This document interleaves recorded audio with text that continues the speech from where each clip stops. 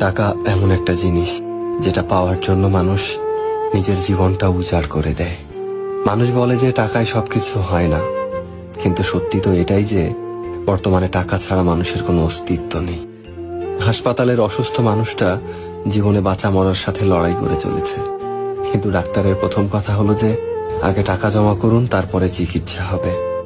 স্কুলে পড়লে টাকা, কলেজে শিক্ষা নিতে গেলেও টাকা, আর চাকরিতে সম্মান টাকার কাছে হার মেনে যায়।